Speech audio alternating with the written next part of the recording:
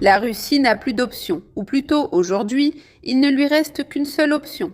Et je vais vous expliquer exactement laquelle en tenant compte de la situation actuelle dans le pays, en particulier, comme vous pouvez le voir, dans la péninsule de Crimée. Et surtout, en tenant compte de la récente réunion en Turquie des différents pays de l'OTAN. Où oui, effectivement, cette différence et cette rupture au sein du bloc se sont beaucoup exacerbées, où les États-Unis ne s'entendent plus avec certains pays.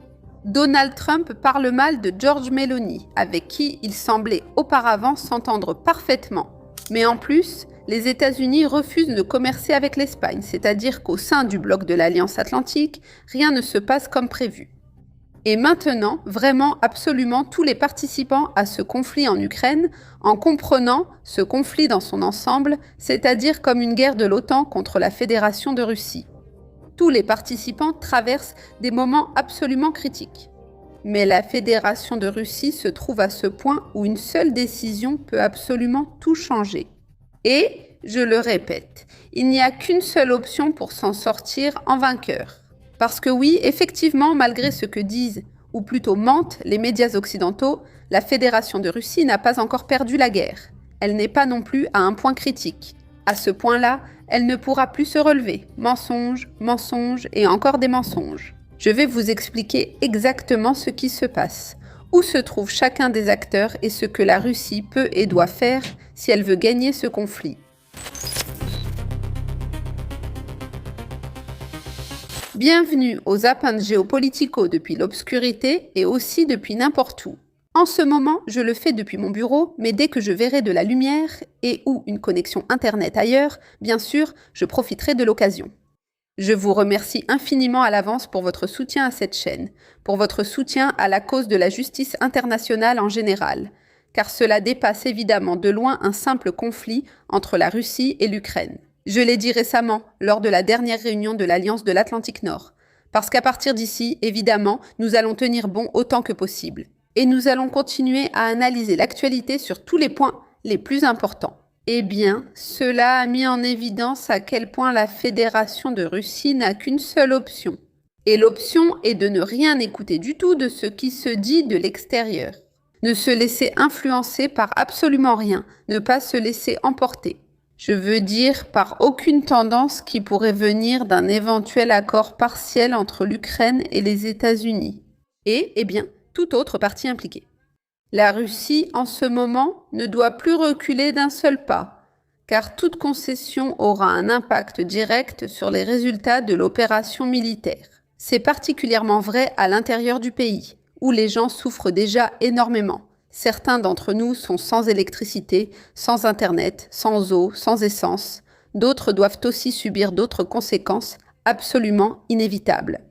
Et qui, eh bien, d'une certaine manière, était mondo prévisible, mais il existait peut-être cet accord partiellement négocié avec les États-Unis. Les soi-disant accords d'Ankor, eh bien maintenant, l'esprit d'Ankor est complètement tombé à l'eau. Pourquoi je dis que la Russie n'a qu'une option qui paraît simple mais ne l'est pas? Vous allez vite le comprendre. Elle n'a d'autre choix que de poursuivre l'opération militaire spéciale, peu importe tout ce qu'il faudra endurer à l'intérieur du pays.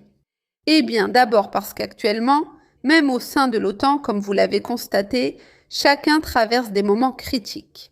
Il y a des pays qui ont déjà dit qu'ils ne pourront absolument plus rien apporter à l'Ukraine, parce qu'ils ont déjà livré des paquets d'aide et encore des paquets d'aide, qui pour l'instant, eh bien, n'ont pas vraiment servi à grand-chose.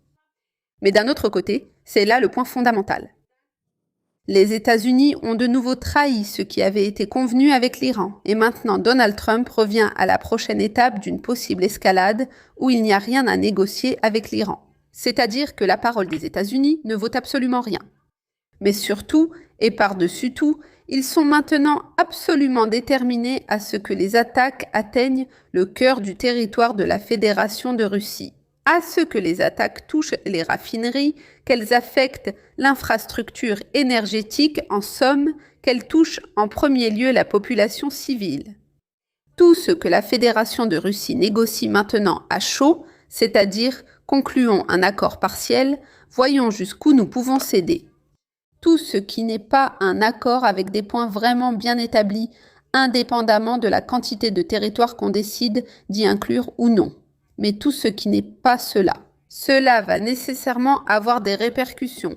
D'une part, sur le bien-être du pays lui-même et d'autre part, cela va lui donner une nouvelle bouffée d'oxygène à l'Occident collectif et à l'Ukraine, dont la situation ne leur permet pas d'aller plus loin. C'est-à-dire, maintenant nous sommes à un moment où depuis l'obscurité, à un moment donné, la lumière finira par apparaître. L'Ukraine n'a pas beaucoup plus de capacité pour mobiliser davantage d'effectifs, et l'OTAN n'a pas non plus beaucoup plus de capacité pour donner à l'Ukraine plus d'aide que ce qu'elle lui a déjà fourni. Ils parlent des missiles patriotes qu'ils vont fournir, mais il faut aussi comprendre qu'avec les missiles patriotes et leur fabrication, il y a des problèmes même au sein de l'Occident collectif lui-même. C'est-à-dire que même aux États-Unis, ils ne sont pas capables de fabriquer les quantités nécessaires en ce moment. Sinon, ils auraient été capables de protéger l'espace aérien de leur propre base au Moyen-Orient. Et il y a des retards de livraison abyssaux. Donc, cela ressemble plutôt à quelque chose qu'on lance à Zelensky comme un petit os, non? Comme on lance un os à un chien pour qu'il se calme un moment, pour qu'il se taise et arrête de déranger. Mais voici la réalité des choses. Et la réalité de cette situation, c'est qu'en ce moment même, la Fédération de Russie, sur le champ de bataille, avance de manière absolument méthodique et doit parvenir à des accords au moins minimement favorables à son propre camp.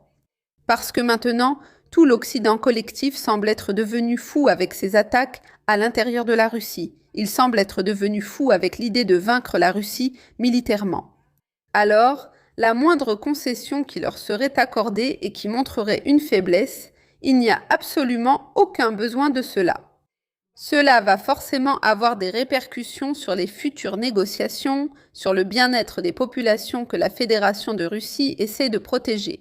Et ici, j'attire particulièrement votre attention sur le fait que lorsque nous parlons de certaines négociations territoriales, que ce soit le Donbass, oui ou non, ou bien la Nouvelle-Russie, oui, ou Nouvelle-Russie, Nevarosia.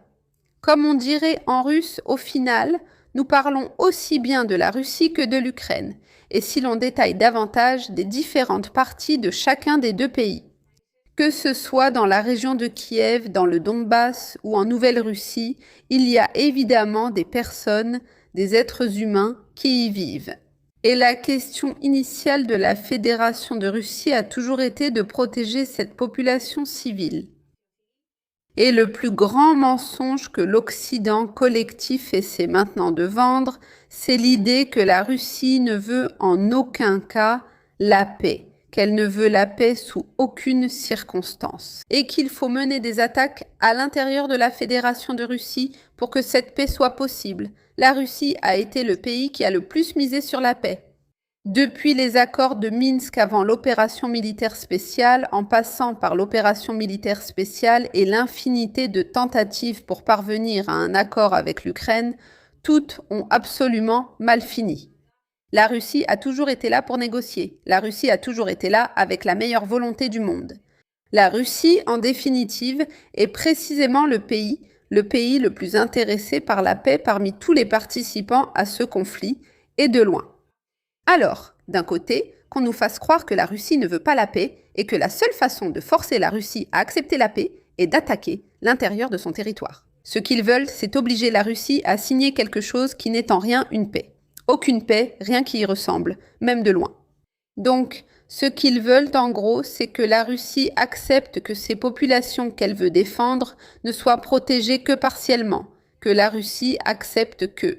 Dans environ 10 ans, il faudra à nouveau mener une autre opération militaire spéciale, parce que le régime de Kiev se sera à nouveau réarmé. Et parce que l'Ukraine, maintenant, encore une fois, sera entre les mains, que ce soit des démocrates ou des républicains, entre les mains de l'Occident collectif. Veut à nouveau essayer de nuire à la Fédération de Russie. C'est là la question clé. Tout ce qui ne consiste pas à tenir jusqu'au bout mènera la Russie à des conséquences assez négatives sur le plan extérieur et à des conséquences extrêmement négatives, très mauvaises, je vous dirais, même au niveau interne. Parce que oui, selon la qualité de l'accord, la population le fera. L'accepter de bon gré est comme une véritable réussite. Mais si cet accord consiste simplement à accepter ce que l'OTAN veut maintenant que la Russie accepte, ce qui était pratiquement une capitulation, n'est-ce pas? Alors que la grande majorité des territoires définis dans les objectifs de l'opération militaire sont déjà contrôlés par la Fédération de Russie. Et, eh bien, il faudrait presque les rendre à l'Ukraine. C'est une folie totale et cela n'apportera aucun avantage ni à la Russie ni à l'Ukraine. C'est une folie totale. Et cela n'apportera aucun avantage ni à la Russie ni à l'Ukraine. À long terme, à absolument aucun pays au niveau mondial. Eh bien, à part l'Occident collectif, même à long terme, cela ne leur profite pas non plus, car rien ne leur serait plus bénéfique que d'apprendre à coexister avec d'autres États et d'apprendre à jouer selon cet ordre multipolaire, où il faut respecter l'indépendance, les volontés, les désirs, la souveraineté. N'est-ce pas des États qui composent la scène mondiale? Et je reviens ici pour insister sur le fait que le plus grand mensonge qu'ils vont répéter maintenant, et dans lequel j'espère que vous ne tomberez pas, c'est celui selon lequel la Russie ne veut pas de négociation. La Russie ne veut pas la paix. La Russie a commencé cette invasion sans aucune raison. Il y a une vidéo sur la chaîne à propos des causes de la guerre en Ukraine et je vous conseille vivement, si vous ne l'avez pas encore vue, d'aller la regarder. Parce que là, il est parfaitement expliqué qu'il y avait très peu d'options pour ne pas commencer l'opération militaire spéciale. Surtout si elle comprenait, enfin surtout, des options qui incluaient cela. Une sécurité minimale pour la population du Donbass et de la Nouvelle-Russie.